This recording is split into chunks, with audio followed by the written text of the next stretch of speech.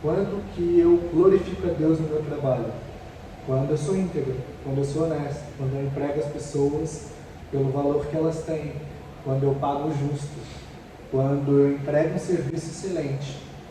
E talvez em todos esses movimentos eu não leia a Bíblia, não pregue um versículo para o meu funcionário, não estampe na minha empresa um versículo bíblico. Então é possível trazer Cristo para os negócios. Fala pessoal, tudo bem? Estamos aqui hoje num ambiente diferente. A gente está gravando hoje o podcast aqui na Barbate e eu estou com um cara muito legal aqui, o Gabriel. Gabriel, ele é diretor da Pós-Z, que é uma agência de publicidade especializada em comunicação geracional. E a gente está aqui para falar sobre isso hoje, sobre gerações. E aí, Gabriel, tudo bem? Tudo bem, meu amigo? Como é que você está? Tudo bem, graças a Deus. Conta um pouquinho da sua história, como surgiu a Pós-Z, como surgiu a motivação para você fazer o que você tem feito aí. Legal.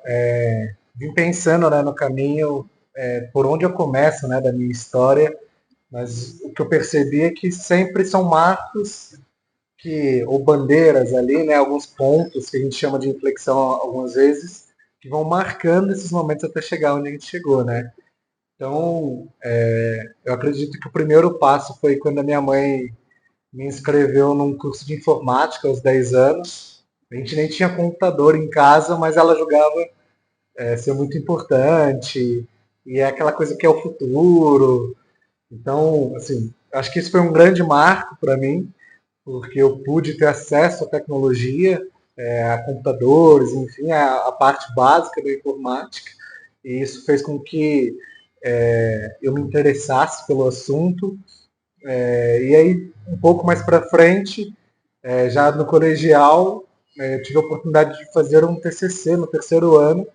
Não é convencional, né, do ensino médio, mas era isso ou fazer as provas, né? Então eu decidi fazer um TCC ao invés de fazer as provas. E aí, dentro dos assuntos que eu decidi, foi marketing. Eu tinha visto uma matéria no Fantástico, numa dessas de notícias assim, sobre a problemática do neuromarketing. Eu nunca tinha escutado falar disso. E aí era sobre como o neuromarketing influenciava de maneira negativa para que as pessoas fossem mais consumistas. E aí foi quando eu comecei a estudar, então no terceiro ano, esse movimento, né, do marketing, do neuromarketing, e aí eu fiz um TCC sobre isso. Né? E eu lembro que a bancada de avaliadores não sabia sobre o assunto. Então eu tirei a nota maior, tirei 10, porque eles não podiam nem palpitar, então eles palpitaram na apresentação. Né? Ali, sim, considerando que tudo que eu estava falando era um bom caminho. E aí quando eu saí do colegial, por tiros de guerra, fui trabalhar em outros lugares, e aí depois eu fui para a área de mídia, né, de comunicação, trabalhar numa empresa que trabalhava por um movimento grande na época, e aí eles me deram a oportunidade de estudar. Né? Então, todos os cursos voltados a marketing, a comunicação, eu fiz por eles, para que eu desenvolvesse melhor o trabalho com eles. E aí, dentro desse movimento, mais um ponto de inflexão foi quando eu ia, hoje minha esposa, mas na época ela era minha namorada, a gente decidiu que eu ia sair dessa empresa para tentar um negócio. Né? E esse primeiro negócio não foi uma agência de marketing, foi uma empresa que a gente ainda tem no nosso coração, mas a gente acredita que ainda não é o tempo, chamada Programente. E era uma empresa que era focada em ensinar tecnologia para crianças. Né? A gente queria educar digitalmente e de maneira tecnológica as crianças. A gente fez ela e teve zero vendas, ninguém quis comprar a ideia. Os pais achavam legal se eles quererem montar aplicativo, mas como a gente era. Eu tinha 20, ela tinha 17, não tinha muito o que confiar ali, a gente não tinha estrutura, né? Mas foi o nosso contato o primeiro contato com gerações assim, porque ela já tinha dado aula para crianças. A empresa não deu sequência, né? Depois a gente tem toda a sequência nela, mas os pais não compraram essa ideia, até porque a gente não tinha os computadores, né? Então a gente ensinava de maneira ainda mais analógica. E aí, por fim, todo aquele material que a gente tinha estudado e o marketing estudado no colegial, a gente decidiu abrir uma agência de marketing, né? E ela não era sobre gerações, né? Ela era uma agência convencional de marketing, mas a gente já sabia que a gente precisava ir para outros caminhos com a empresa. A gente só não sabia o que e como, né? Mas a gente já tinha algo dentro de nós que nos movia para isso. E aí a gente foi, o primeiro, o segundo ano da agência de marketing, a gente trabalhou como uma agência convencional, mas em paralelo a gente desenvolvia serviços com o Ministério Infantil da Igreja e depois com o Ministério de Adolescentes, né, da Igreja. E aí a gente percebeu que a gente tinha uma facilidade de se comunicar não só com essa geração, mas de explicar ela, né? Então, todos os ambientes que a gente andava como empresa, elas tinham grandes dificuldades de se comunicar com as novas gerações, né? As mais velhas comunicando com as mais novas. E aí a gente começou a entender que existia esse conflito no mercado, né? Às vezes a gente via esse conflito dentro das casas dos pais, né? Então, o pai não conseguia falar com o filho sobre os dilemas que eles estavam vivendo, sobre os dilemas digitais que eles estavam vivendo, porque o pai não vinha desse ambiente tecnológico, digital, e a gente começou a perceber que esse mesmo problema ele também tocava as empresas. As empresas não sabiam lidar com as novas gerações, os mais velhos não sabiam se comunicar, a empresa não sabia vender carreira para os mais novos, como vendia para os mais velhos.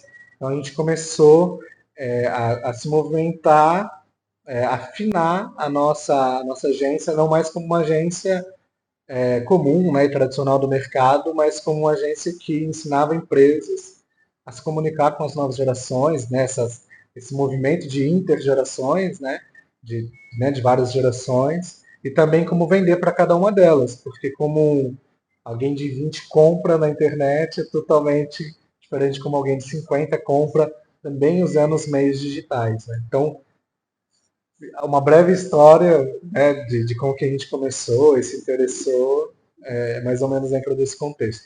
Então, só para a gente entender, hoje a Apogee, ela vende tanto marketing institucional Uhum. para as empresas, para uma comunicação corporativa, como ela vende também o marketing comercial. Né?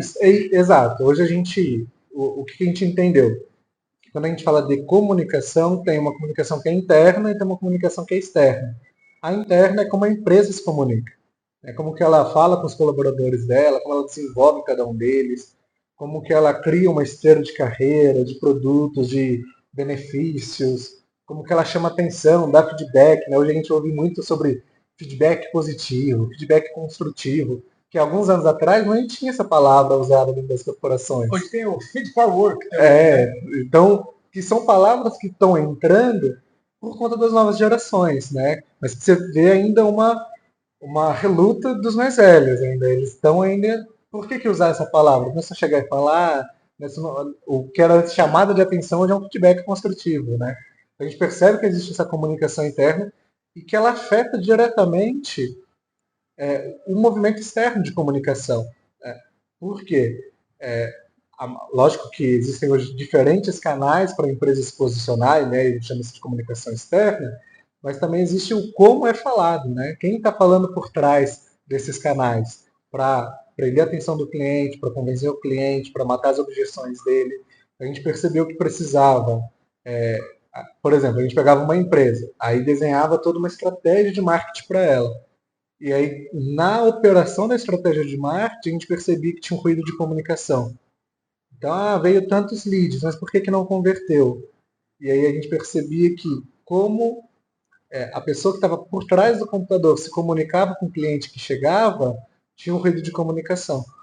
Então, a empresa não estava vendendo porque esse ruído existia. Né? Que hoje a gente atrela muito ao comercial, né? O lead está desqualificado, é culpa do marketing. Mas aí a gente começou a olhar mais atentamente para o comercial e ver que existiam esses ruídos. E aí, antes de eu falar para o vendedor ou para o atendente que ele tinha que mudar o script dele de como ele conversava, eu tinha que gerar uma consciência nele antes de como que o mundo está funcionando, de como as gerações estão conversando, né? Então, a gente percebe muito isso, né? Os mais velhos, eles gostam de palavras por extenso.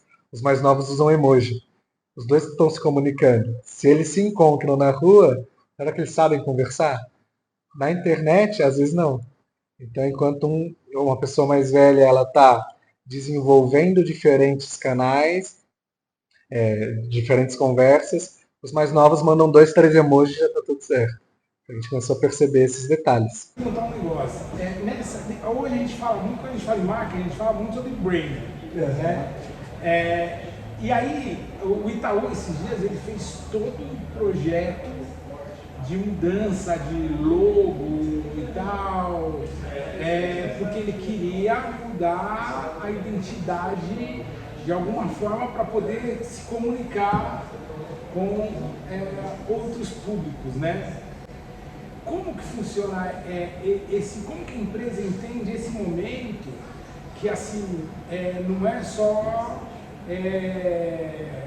ajustar a comunicação, mas de repente trabalhar um novo branding ou uma atualização desse branding para poder continuar se comunicando, e o quanto isso afeta o público que já mais antigo e que já é cliente, já é consumidor. Por exemplo, vou falar, eu trabalhei na Quartzolite muito tempo. E quando tinha uma marquinha, o pessoal mais antigo vai saber que era um saquinho de argamassa que era um pedreiro. E como que a Quartzolite criou aquele logo? A Quartzolite já começou a se popularizar fazendo um trabalho em parceria com o Senai e com o Senac. Então eles ensinavam os pedreiros como aplicar o produto com a argamassa deles, tal, não sei o quê.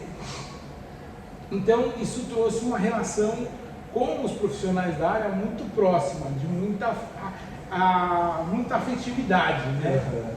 E aí eles fizeram uma campanha onde os filhos desses caras iam fazer desenhos, criar a marca. E foi uma criança que desenhou o cimentinho lá, que virou a marca da Quartzolite. E aí quando a Quartzolite foi comprada pelo grupo Saint-Gobain e a Weber, né, que é uma empresa do grupo, ela começou a administrar, a ideia era que Quartzolite virasse Weber. Cara, e aí eles começaram a entender que eles não poderiam mudar direto. Então, o que começaram a fazer? Vamos engordar esse saquinho, engordando, porque o símbolo da Weber, se não me engano, era um triângulo, um círculo e um retângulo formando como se fosse uma casa. Então, eles iam engordar esse saquinho de cimento até que ele virasse um círculo. Começaram a colocar o nome Weber embaixo, Quartzolite em cima, e depois trocar Weber, Quartzolite, e depois tirar Quartzolite. Cara, quando eles engordaram o saquinho e colocaram o Weber embaixo, teve uma queda nas vendas assim de 10 a 20%. Porque, olha que interessante, o pedreiro, ele era muito visual, e na época a maioria dos profissionais, eles não eram alfabetizados. Então o cara, ele não sabia ler o que estava escrito Quartzolite, mas ele identificava o saquinho. Símbolo, né? Então, como esse símbolo mudou, cara, eles já vão, peraí, eu não vou usar essa argamassa aqui não, porque ela não é cimento cola, tal, não sei o quê. E isso foi um problema, cara. E aí, o plano que eles tinham feito de mudança de marca, que era de 1 ano, demorou acho que quase 5 anos para acontecer. Eu acredito que são 2 movimentos, né? Primeiro é entender que comunicação em si é falado, escrito e visual, né? Então, todo esse processo ele tem que acontecer junto. A escrita tem que trabalhar muito bem com a falada, trabalhar muito bem com o visual. Mas acho que antes de definir esses processos, é entender em que fase que o público está. Porque se você não entende qual é a fase que o seu público está para você fazer essa mudança de identidade visual, esse novo brand para as novas gerações, você tende a perder mercado, né? Então, tem empresas que elas trabalham até que paralelo, né? Elas trabalham uma empresa em lateral e paralelo com aquilo, e elas vão unificando as marcas, né? Um jeito muito agradável hoje de se fazer isso é contando uma história. Então, você percebe que não é de hoje que o Itaú, nas suas propagandas, conta uma história de gerações. Então, quase que 100% dos anúncios do Itaú tem pais e filhos. Ele está sempre se movimentando nisso. Então ele consegue fazer a criança crescer com o comercial a ponto de entender que o filho também vai confiar no Itaú como o pai confia.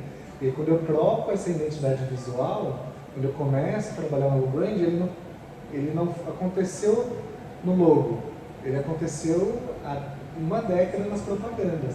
Ela vem construindo esse processo para que, quando eu precise fazer isso, já esteja conversado. Né? Então, o Itaú talvez foi muito mais inteligente nesse processo, porque ele já vem fazendo movimentações com a família, com esse aspecto do pai. Estou passando o bastão. Estou passando o bastão. Então, traz essa alusão nas propagandas que faz com que, né, o consciente de quem está assistindo se movimente nesse processo. É muito provável que daqui a alguns anos a gente veja isso com a Coca-Cola. Talvez ela passe por um processo de rebranding e provavelmente ela vai passar por um processo muito fluido, porque ela está há mais de 20 anos falando sobre família, sobre encontro, sobre felicidade.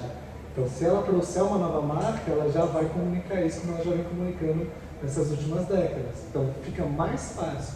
Quando você pega, talvez essa do cimento, e não estuda tanto o público, né, que é mais apegado ao símbolo, né, e você não tem outras propagandas se movimentando com ela, talvez você sofra essa queda, né, de mercado. E às vezes isso também não é um problema.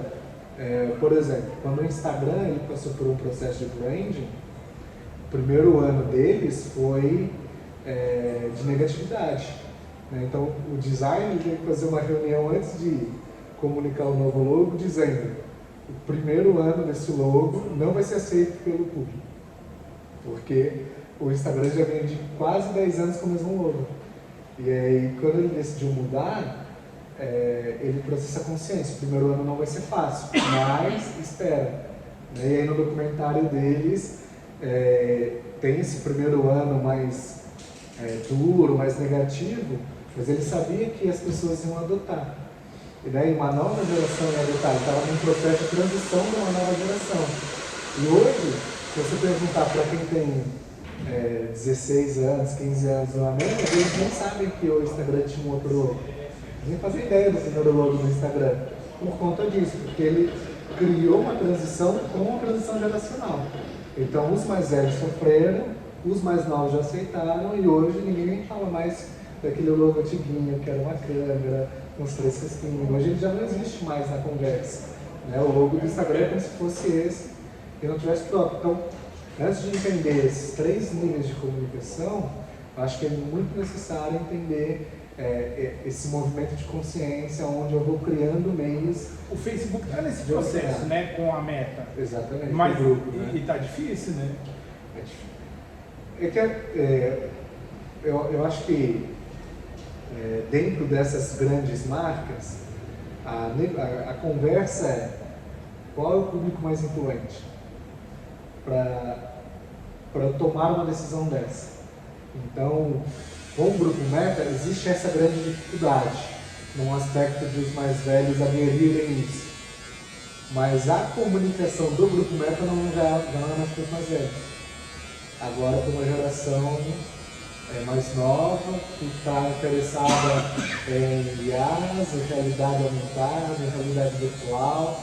Então, eles estão se colocando para uma geração que entendem eles. Eles vão perder um público? Talvez, e aí por isso que eles vão comprando empresas de diferentes gerações. Então, eles têm o WhatsApp para uma geração, eles têm o Instagram para outra, eles têm o Facebook para outra, e depois vão criando outras apps, né, ou redes sociais que conectam com eles. Um case interessante aí de rebranding é o do Twitter. Né? Twitter e foi assim um negócio radical. Totalmente. Né? E não ficou, parece. Não. E aí, você acha que o Instagram, ele aproveitou esse momento para lançar o Twitter? Totalmente. É uma briga de poder, né? O Instagram, ele viu como uma oportunidade de entrar no mesmo caminho que ele não tinha espaço no Twitter, né? O Instagram ele não tinha uma comunicação como o Twitter tinha. Tem.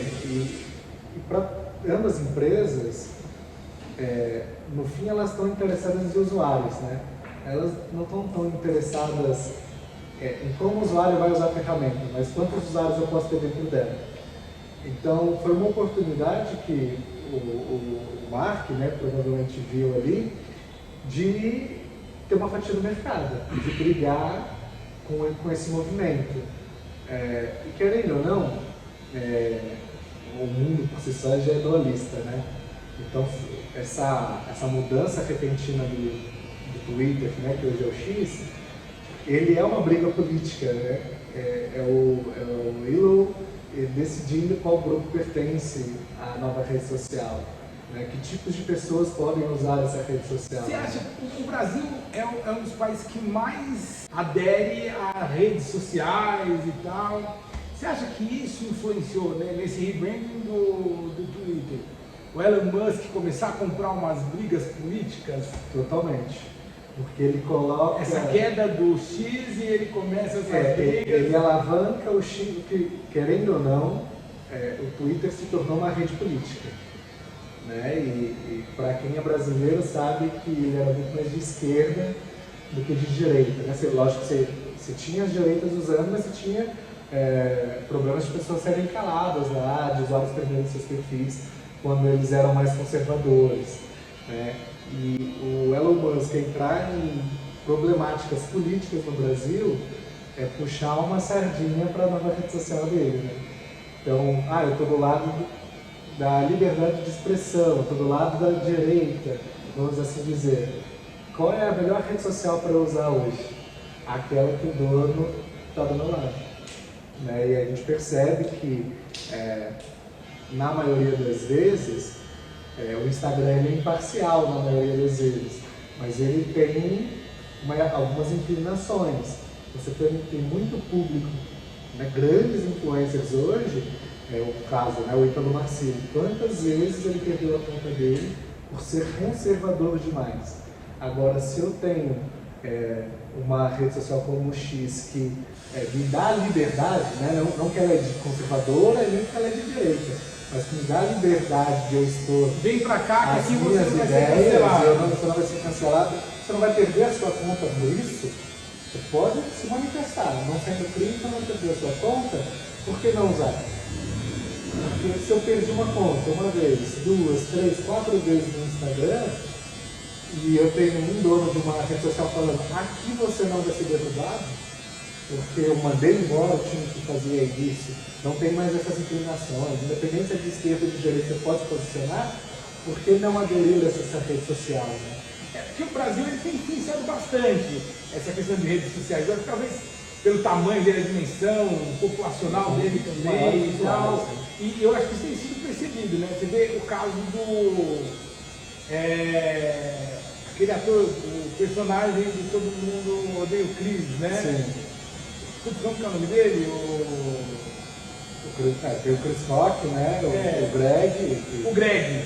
Você viu que, esse cara percebeu isso e ele virou um fenômeno do TikTok, do Instagram, com o público brasileiro. Pequena, com o público brasileiro. Vários deles fizeram isso, né? Os atores das Branquelas, teve um que tatuou, né? Aqui que ele não tem um CPF, mas ele tem uma briga no Brasil. Então começou vários ícones estrangeiros a adotarem comunicações com os brasileiros, porque nós adoramos ficar no entretenimento, nós adoramos as redes sociais e adoramos esses personagens, né? E de alguma forma isso gera engajamento para a conta e o cara cresce não só no Brasil, mas como no exterior também, porque é uma conta estrangeira. E tem quem goste, tem quem não, né? O próprio caso do Chris Rock, né? O verdadeiro Chris, né? Todo Mundo Odeia o Chris, o personagem que fez Todo Mundo Odeia o Chris, ele não gosta dos brasileiros, né? Porque os brasileiros lotam o Instagram dele, a página dele com comentários brasileiros que ele não sabe o que é. Então eu não sei o que eles estão falando, só que só tem esses comentários. Na verdade, eu acho que no caso, por exemplo, do personagem que fez o Greg, eu esqueci o nome dele, que era um personagem secundário, isso dá uma relevância. No caso do menino que fez o Chris, traz outra relevância, porque ele fica preso naquele personagem. E aí ele não consegue mais sair daquilo. E acaba, como muitos atores mirins e jovens atores que fizeram muito sucesso com personagens e depois nunca mais no Brasil ele é conhecido como Cris, né? Estigmatizado, né? Ele não tem outra... Ele pode ter feito um monte de filmes que a gente não faz ideia de quais, porque quem olha pra ele olha pro Cris. Né? Eu acho que ele fez CSI, né? Alguns episódios e tal. Mas não tem tanta relevância. Não tem tanta relevância. Enfim, cara, mas assim, a gente, o branding que é legal, eu queria perguntar depois da Vertex também, o que você achou desse rebranding, na verdade não foi um rebranding, né, mas a Vertex uma compra de marca. Ela veja no mundo inteiro, e aí aquela era a Vertex, e aí resolveu voltar para a Veja, né, e foi bem complicado. Foi, eu vi algumas conversas sobre... o Brasil ficou bem dividido, né? Porque a gente tem um público no Brasil que gosta de americanizar as coisas, né? Então, a Vert, por si só, ela é mais americanizada, né? Ela é mais estrangeira, então ela tende a funcionar mais no Brasil. Agora, como Veja, parece que o Brasil não, o público não adere tanto ao nome. Pô, se você for pensar, Veja, um público mais antigo que é revista e é produto de limpeza, né? Então eu acho que isso mexe um pouco, porque hoje quem usa veste usa porque quer mostrar status, né? E aí os caras vão usar um tênis que chama Veja? Totalmente. Que, assim, em questão de marca, eu acho que não descredibiliza tanto. Sim. Porque continua sendo o mesmo formato, não muda nada. Não muda nada. Mas a consciência de quem está vestindo, num aspecto do que vão dizer, eu acho que é um problema. Mas eu fico com o lado de que daqui a alguns meses ou anos isso não muda. Porque ela não vai perder seu valor de mercado. O valor dela de mercado não vem daqui, né? É mais uma questão de Brasil mesmo, assim, né? É um mercado que talvez eles não consigam ter, por exemplo, o mesmo caminho que a Under Armour teve, né? Exatamente. E, quando chegou no Brasil, ela foi construindo e tal, toda aquela ideia. Então quem conhecia lá fora começou a usar, assimilar e tal. E aí ela hoje é uma marca reconhecida, né? Talvez a Betts, por essa mudança que ela fez, ela perde o mercado. Né? Mas que não é um mercado talvez tão interessante, né? Eu acho que o que falta um pouco hoje para o empreendedor brasileiro, a gente tem assim uma visão errada até do Brasil, né? O Brasil é um país capitalista, né? Não sei, você não tem grandes conglomerados no Brasil e tal, mas o que você tem, na verdade, são várias empresas de médio, pequeno porte, onde o fundador do empresário trabalha no ambiente familiar e tal. Eu acho que uma grande questão aí, não levando para o lado social, mas de marketing, é que não é percebido muito essa questão de mercado, né? Eu acho que o pessoal está acostumado muito a, tipo assim, tem que pagar as contas esse mês e eu vou trabalhando nesse sentido, olhando só para o fluxo de caixa, mas eu não consigo acompanhar o mercado. E aí o que tem acontecido é que muitas empresas, por exemplo, às vezes centenárias, estão fechando as portas. E aí fala, é por causa da economia, mas eu acho que um pouco disso é pela falta de percepção de mercado. Totalmente. Conversando com alguns empresários, o que a gente percebeu foi o seguinte, eles dizem muito que os filhos não querem assumir os negócios, né? Não querem dar sucessão. Mas o que a gente percebe é que também tem uma geração que não entende como o filho quer se movimentar nos novos negócios, porque o filho tem acesso ao que o mercado está fazendo, ao que está acontecendo lá fora, ao que está acontecendo como futuros.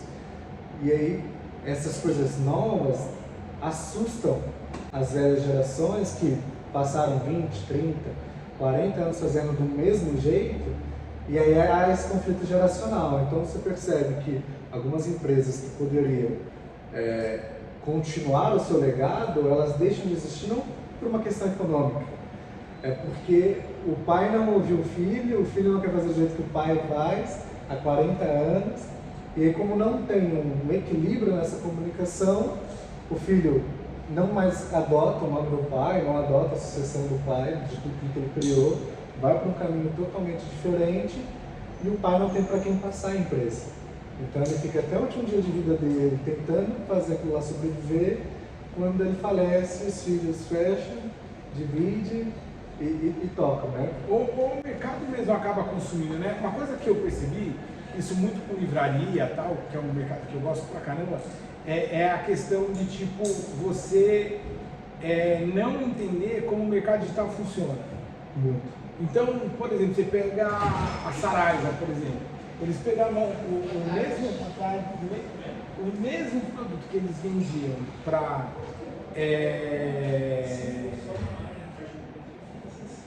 na loja, eles vendiam às vezes por um valor mais caro na internet.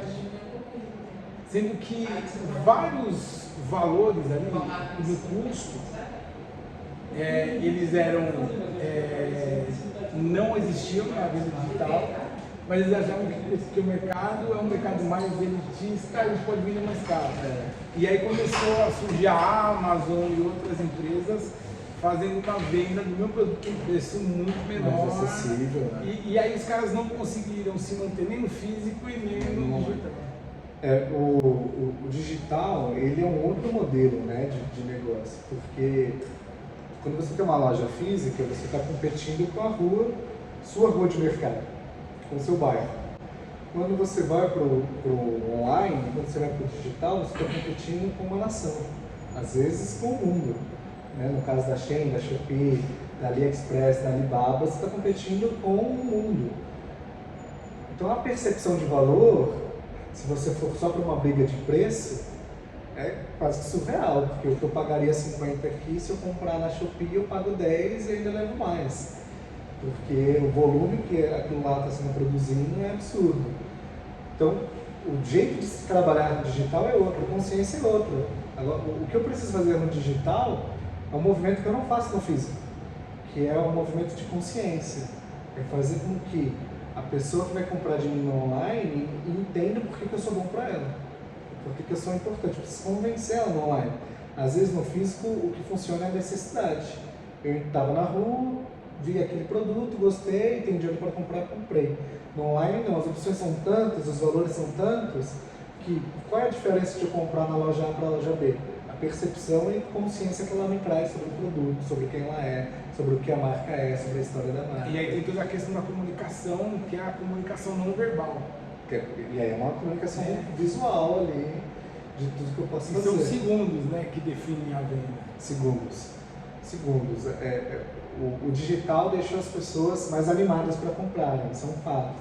Elas são bombardeadas de vários anúncios por todos os lados, cada um mais emocionante, mais instigante que o outro. Então, né, até esse último dado que saiu foi que hoje, quando você faz um vídeo, você precisa prender a pessoa em 3 segundos. Então, os 3 segundos da sua propaganda são os mais importantes. Né? Qual é o tipo de choque que você vai trazer para aquele cliente que vai fazer com que ele veja mais 15 segundos de vídeo, mais 1 minuto de vídeo. Né? Então, no digital, você precisa estar o tempo inteiro pensando como reter a atenção, né? Que antes no físico você não fazia. Tinha um fluxo de pessoas, algumas necessidades e desejos a serem cumpridas ali. E o tempo, né? No digital, isso já não é tão relevante, né? As pessoas não estão só no digital por causa de necessidade e desejo, né? Lá você cria necessidades e desejos. Você conta uma história e a pessoa sente falta de algo. Você conta uma história e ela sente desejo de algo. Você começa a modular isso dentro do digital para que você consiga fazer vendas, né?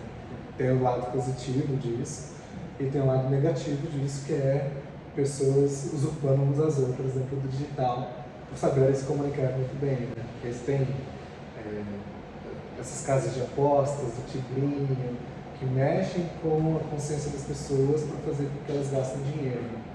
Sabe que uma coisa que é interessante é que toda essa parte de marketing, de branding, de consumo, ela mexe com o sistema de recompensa do cérebro, né? Voltando lá na questão da VET, essa ação no sistema de recompensa do público brasileiro, ela diminui. Diminui. Né? E aí, o que acontece? Você acha que essa bombardear de informações, ele acaba fazendo com que a pessoa ela comece a se movimentar muito pelo sistema de recompensa dela e isso vai criando ao longo do tempo uma diminuição da capacidade cognitiva do indivíduo? Totalmente, porque fora a compra diretamente, né, todo digital hoje é usado, seja numa produção audiovisual de filmes, séries, desenhos, propagandas, tudo que você produz, né, de conteúdo nas redes sociais, né, na internet, ela é só para trabalhar o movimento de recompensa, né, o tempo inteiro, porque quanto mais eu te recompenso com dopamina, mais você fica comigo, porque mais prazer você sente. Então, mais tempo eu vou gastar com você. As redes sociais, num curto jeito de falar, é isso. Eu conseguir te prender com entretenimento, com conteúdos que te dão recompensa, te dão dopamina, para que você fique mais tempo comigo. Então, menos as pessoas pensam, porque mais o processo de recompensa delas está sendo ativado. Então, às vezes elas estão vendo algo e elas não sabem depois replicar aquilo, né? Então elas, você acabou de assistir um filme, não, o que o filme falava? Não sei falar. Não, isso foi incrível, foi maravilhoso. Não, mas sobre qual era o assunto? A pessoa não lembra, porque não despertou outras partes do cérebro dela, mas foi criado para que ela sentisse prazer naquilo. Então, dificilmente ela consegue ter um cognitivo mais ativado, para que ela pense melhor sobre aquilo. E aí tem até, eu lembro de ler algumas coisas assim, da ONU travando algumas propagandas, algumas ações de conteúdo por conta desse trabalho. Você está estimulando tanto essa pessoa que ela está fazendo tudo que ela faz hoje de forma inconsciente. Isso é um perigo. Então, isso aqui não pode ir para o ar, isso aqui pode ir para o ar, isso aqui não pode. Então, hoje você tem alguns órgãos que estão validando o que pode ser colocado ou não na internet. É lógico que quando se trata de influencers, quando se trata de uma parte mais de produtor de conteúdo, você não tem organizações validando o conteúdo delas ou não, né? Então, também você pode correr o risco de estar sendo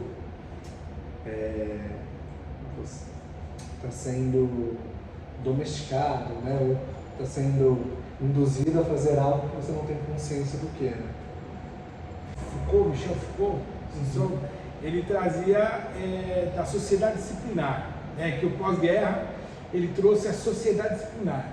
Então, com uma tentativa de falar, puxa, olha, para evitar o que aconteceu no passado, a gente precisa agora criar. Então, foi uma sociedade que foi criada em muros, né?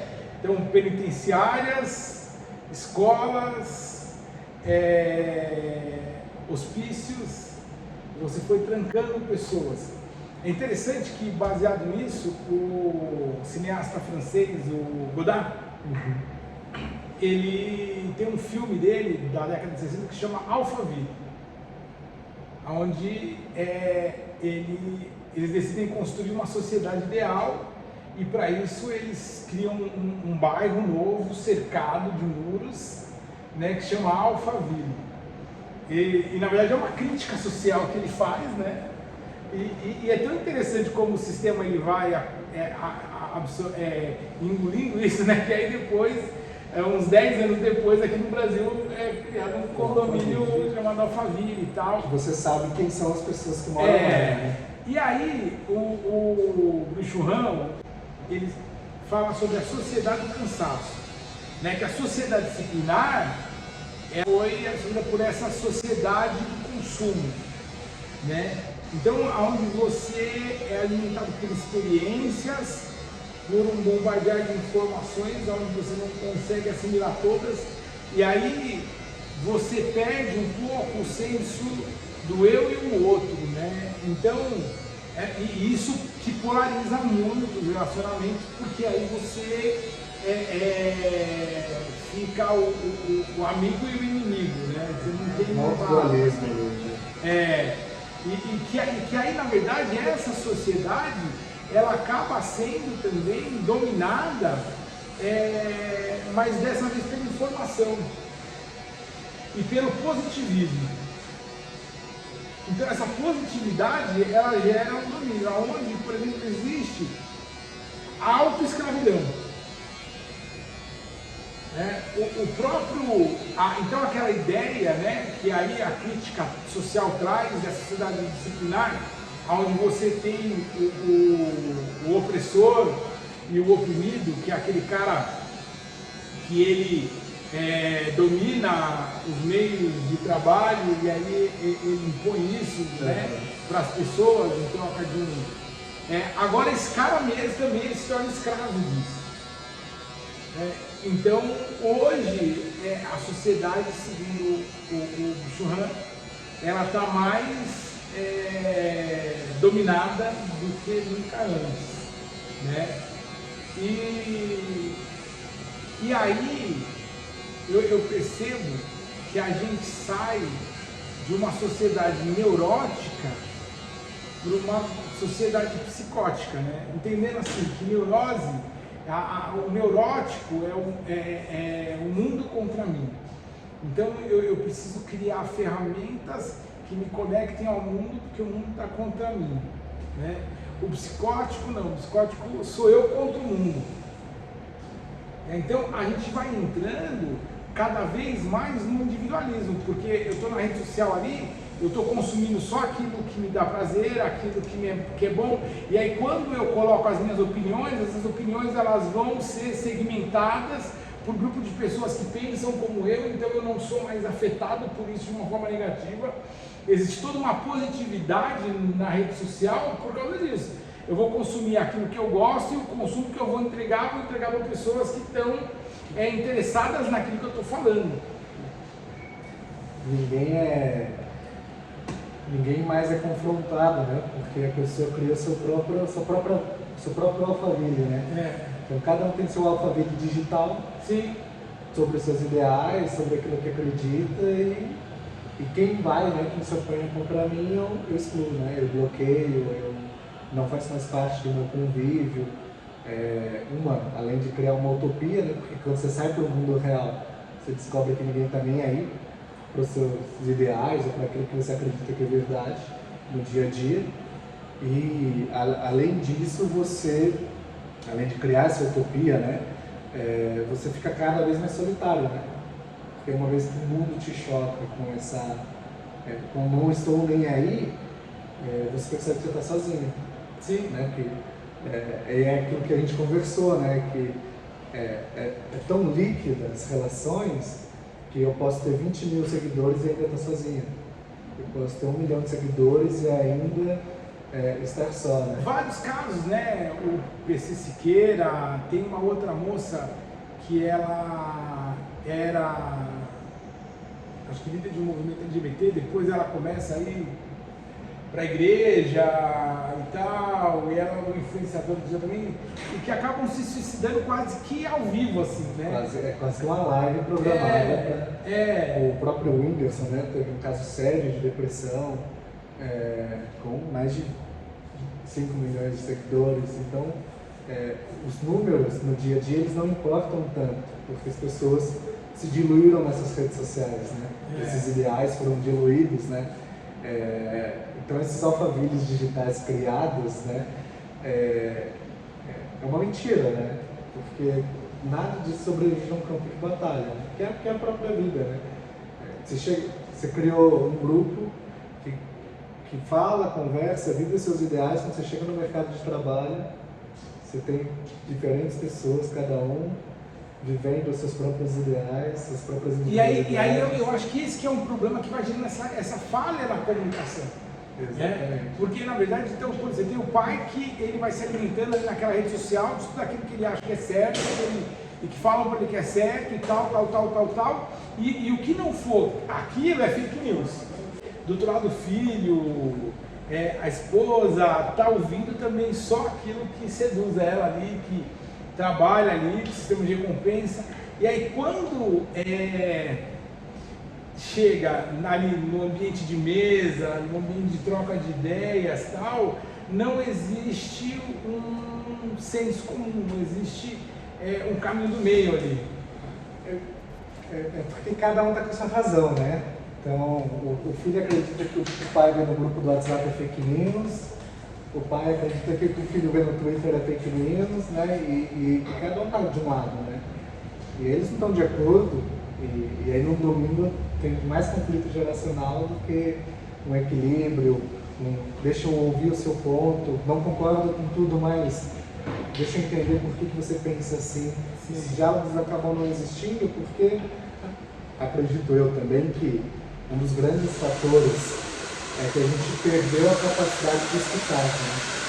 Então, enquanto você está falando, eu já quero pôr uma técnica. Eu acho que o que tem faltado é empatia. E se eu tenho empatia, eu não consigo. Na verdade, a gente vive uma geração narcísica. Onde as relações elas acabam sendo narcísicas também, onde enquanto eu estou conseguindo me contemplar no olhar do outro, eu estou tendo os meus desejos realizados, né, correspondidos. E aí, quando esse desejo não o Baruch Spinoza, ele fala sobre quando ele está com a dinâmica dos afetos, que o ódio é um afeto. E o ódio surge quando o desejo não é correspondido ou quando não é entregue o objeto de desejo. Então, o afeto é o movimento que eu faço a partir do movimento do outro. Então, se aquilo que eu desejo no outro não me é entregue, vem o ódio. Porque você se frustrou tendo expectativa no outro, né? Então, acredito que esse afeto nasce por isso, né? Eu tinha uma expectativa em você, ela não foi correspondida da maneira que eu esperava, eu me frustro por conta disso, e aí nasce esse afeto nas relações, né? E aí nasce o ódio como um afeto nessas relações. E às vezes não porque eu fui frustrado, porque o que você fez é errado, ou negativo, mas é porque não corresponde ao que eu queria. E talvez essa fluidez nas relações, na liquidez, ela vem desse relacionamento narciso. Porque o que acontece com o Narciso? O Narciso, quando ele se olha no lago e ele se vê, ele se apaixona de tal forma, né, na história original do Narciso, que ele tenta se abraçar. Só que quando ele vai se abraçar, a imagem some, a imagem desaparece, a imagem fragmenta. Porque não é uma imagem real, é uma imagem projetada, idealizada. E aí ele vai se desesperando com aquilo e ele se mata. Ele começa a se machucar, a se flagelar até que ele morre. Essa é a versão primeira do Narciso, é essa, né? E o Oscar Wilde, ele fez um poema em cima disso, que ele fala da morte do Narciso. E quando o Narciso morreu, o lago de água doce se tornou uma taça de água salgada, porque o lago começou a chorar copiosamente a morte do Narciso. E que aí as ninfas do bosque foram lá consolar o lago. Né? E quando elas chegaram lá, elas falam, né, poxa, a gente entende esse sofrimento, porque afinal o Narciso era tão belo e tal. E aí o lago para e Narciso era belo. Poxa, quem mais do que você pode falar da beleza do Narciso? Porque pela gente ele só passava, né? Quando ele vinha, passava o dia inteiro olhando para você, para ver a imagem dele refletida. E ele fala, só choro por Narciso, porque todas as vezes que ele se debruçava diante de mim, para ver o seu rosto refletido nas minhas águas, eu podia ver a minha imagem refletida nos olhos de Narciso. Então até o lago era narcisista. Não sobrava nada, né? E essas são as relações de hoje, por isso que elas são superficiais demais, né? E aí, com milhões de seguidores, eu ainda estou sozinho, me suicido, entro em profunda depressão, me movo de diferentes formatos de conteúdo para chamar a atenção. Aí você tem um colapso digital, né? Que é o que a gente está tendo hoje, né? Em relação ao conteúdo, está colapsando. E a crise do Narciso, ela já nasce disso, né? Dessa falta de capacidade de empatia, porque você sabe que o mito do Narciso, ele se funde ao mito da Eco, né? Que a Eco também era uma ninfa que se apaixonou por Narciso, só que ela falava, ela chamava o Narciso, mas a voz dela não reverberava, né? Porque Narciso ele era sólido nesse amor que ele tinha por ele mesmo. Nesse isolamento ele não conseguia escutar a Eco, né? O som da ninfa não ecoava nos ouvidos do Narciso, cara.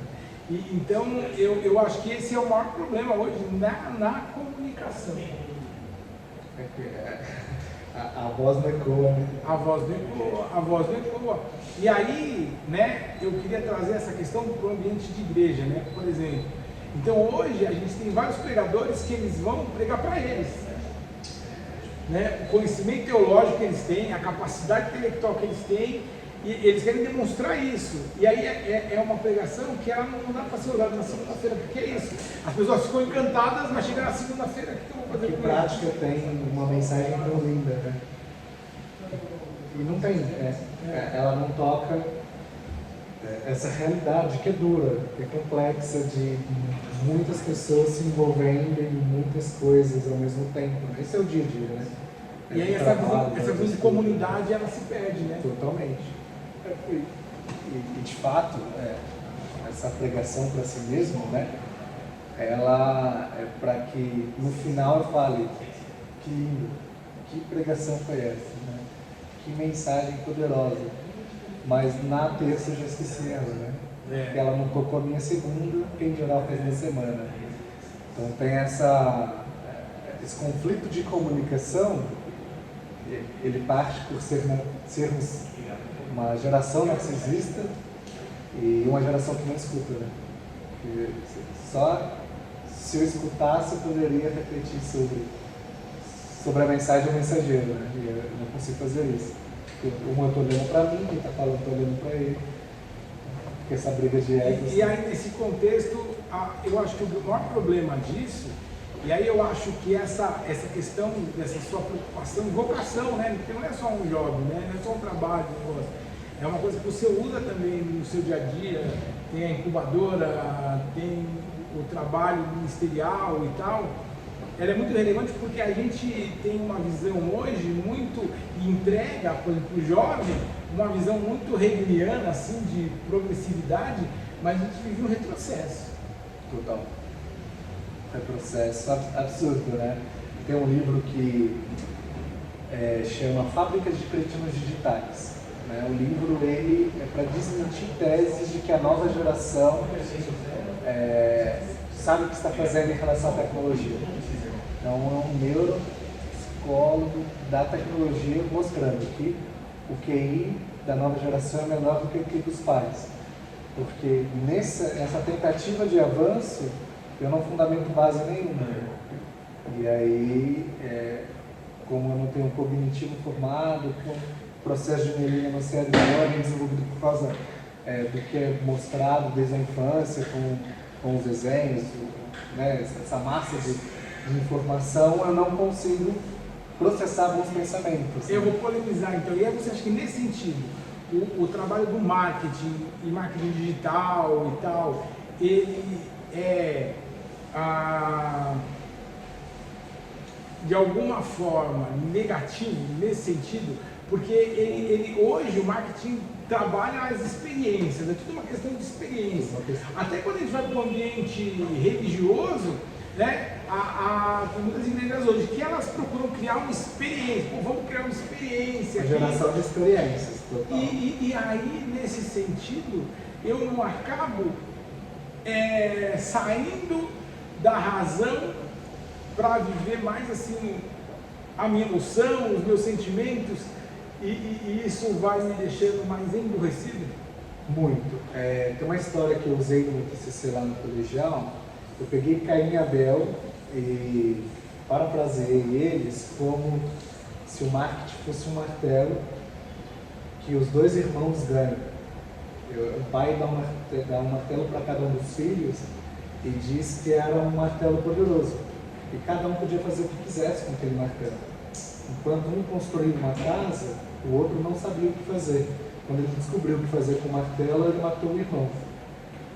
E a questão toda é que o marketing é esse martelo. Então, enquanto uns constroem o mundo, outros matam os irmãos. E eu usei essa analogia de Caim e Abel com essa estrutura do marketing para dizer que ele é muito negativo nas mãos erradas, mas ele também é muito positivo nas mãos certas. Uma coisa que a gente colocou na nossa agência sobre comunicação geracional é que a gente é um marketing limpo, que é um marketing que foge dessas estruturas que só trabalham no emocional, que fogem desses gatilhos mentais que é só usado para vendas, mas que não são 100% verdadeiros. Se uma empresa ela está trabalhando com escassez é porque tem que ter, ela está usando exclusividade é porque tem que ter, não porque eu quero vender mais. Então, diante de um monte de agências, o óbvio precisa ser dito. Eu preciso dizer que eu faço marketing limpo. Eu preciso dizer que eu uso o marketing para o bem. Eu preciso dizer que é um marketing que conecta as gerações e não as afasta. E aí, nesse sentido, eu queria perguntar para você, existe a gente pode dizer que hoje os empresários cristãos, eles têm que exercer uma atividade com foco no reino? Existe isso? Você acha que isso é só algo ideal ou existe isso e é possível que isso seja feito de forma real? É possível, desde que ele não ache que é religiosidade. Quando que eu glorifico a Deus no meu trabalho? Quando eu sou íntegro, quando eu sou honesto, quando eu emprego as pessoas pelo valor que elas têm, quando eu pago justo, quando eu emprego um serviço excelente. E talvez em todos esses movimentos eu não leia a Bíblia, não pregue um versículo para o meu funcionário, não estampe na minha empresa um versículo bíblico. Então é possível trazer Cristo para os negócios e ele ser a base disso, mas é muito mais uma expressão de excelência de como você faz o serviço e como você é íntegro nele, do que você estampar o evangelho de maneira visual dentro da sua empresa.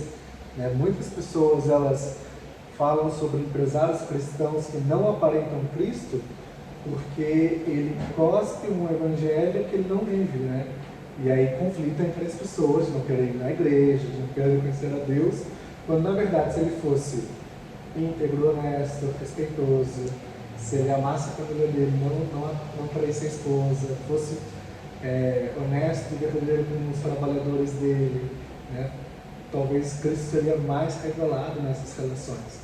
Então é possível. Todo empresário que é cristão deveria talvez partir desse movimento. Como íntegro e excelente eu posso ser no meu trabalho? Um artesão perguntou para o Lutero como que ele podia fazer, porque ele queria ser um evangelista. E o que ele precisava fazer para ser um evangelista? E aí o Lutero respondeu para ele o seguinte: faça bons sapatos e venda por um preço justo. É isso. Mas a gente perdeu essa mensagem, Hoje, o cristão, quando ele é do mundo dos negócios, ele tem um encontro com Cristo, ele acha que tem que fechar a empresa dele. Ele tem que viver para o ministério, ele acha que ele tem que abandonar tudo e ir para um grupo dentro da igreja e fazer algo dentro da igreja. Quando se ele fizesse bons sapatos e vendesse por um preço justo, porque ele tem que prosperar muito para mostrar que ele está sendo abençoado. E aí ele começa a entrar no ilícito, ele começa muitas vezes a subjugar funcionário, ele começa a fazer... Eu acho que o dízimo dele tem uma relação direta com com a prosperidade financeira dele. Ele acha que se ele não está dando, porque Deus acaba com o negócio dele. Se ele der mais, Deus vai dar mais. Aí começa a barganhar com Deus, como se isso fosse uma moeda de troca, né, da prosperidade dele. Quando na verdade ele tem que ser íntegro, excelente, justo naquilo que ele faz. Né? Mas se você não tem alguém comunicando isso com eles, tem muitos outros comunicando outras coisas. Né? Aí é o que Martin Luther King diz, né? Sobre o silêncio dos bons. Né? Se quem é bom não está falando, alguém está falando, alguém vai falar. Ponto, né? Alguém vai falar. Fala um pouquinho sobre a incubadora pra gente poder... Tá, vamos lá. A incubadora é um projeto governamental da nossa cidade, chama-se BTI, que é o Centro Bragantino de Tecnologia e Inovação.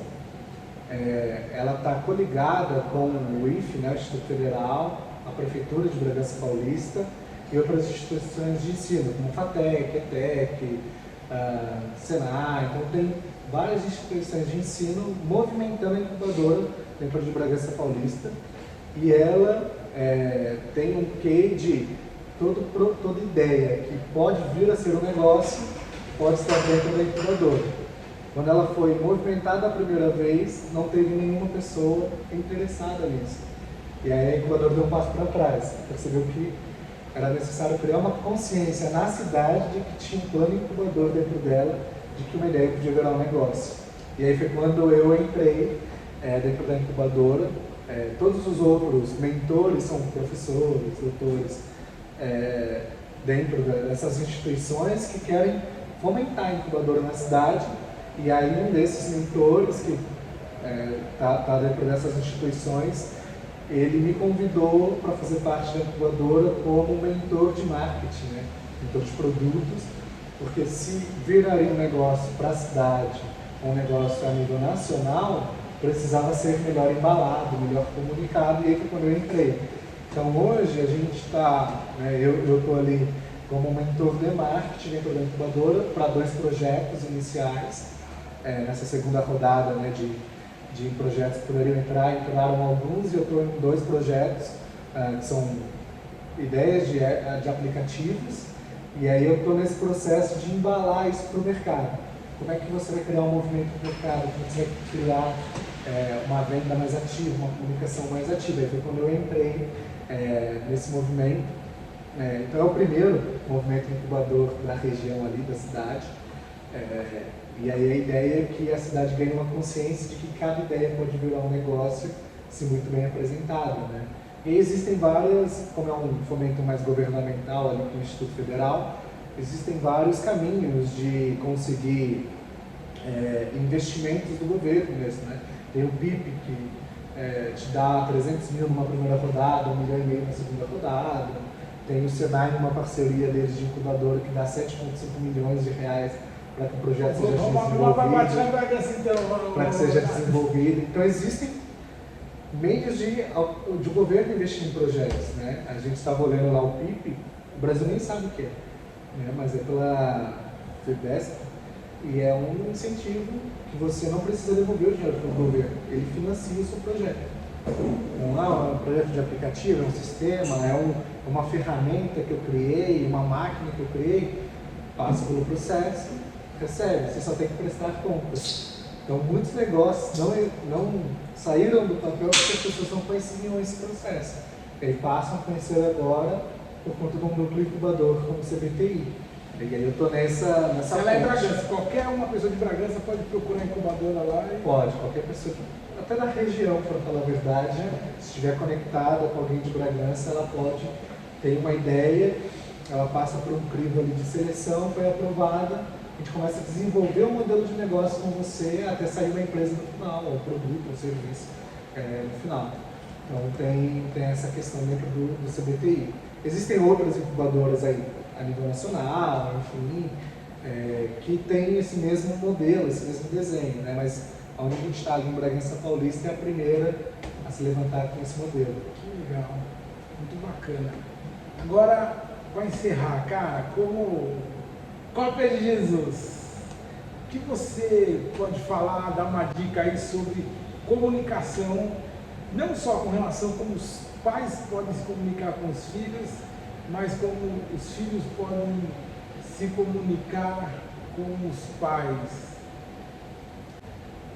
Eu acredito que a máxima da comunicação é saber ouvir, não falar.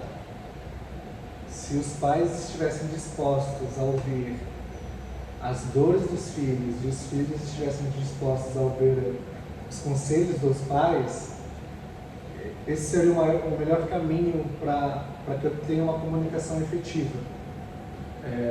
E aí a gente chama isso de escutatória, né? É você escutar no momento presente. É uma tecnologia, né? A gente chama de tecnologias humanas. A capacidade de escutar é uma tecnologia humana. Quando eu escuto no momento presente, não bloqueando meus ouvidos para tudo que você tem para dizer.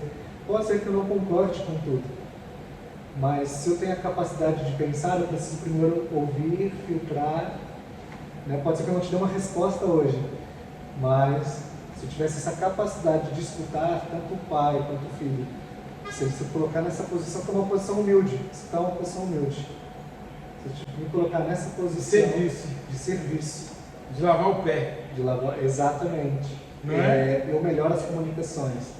Porque a gente quer muito resolver o problema dos outros, né? E é do nosso jeito, né? A gente não pensa. E olha só, chegou um cara para Jesus, gritando: Jesus, tem misericórdia de mim, me ajuda aqui e tal. Cego.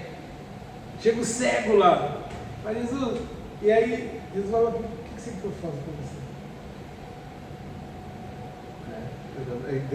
Deus quer escutar isso. Não, porque qualquer um podia falar: não, pô, vou curar esse cara aqui, ó. Né? Ou quem ouviu falou: não, o cara é cego. Tá vendo que ele é cego? Mas é isso. Mas às vezes não é isso que o cara quer. E é Deus escutando também. Esse movimento de deixa eu ouvir o que você tem para falar. Sem julgamentos, sem pré-julgamentos, sem réplicas. Ouvir.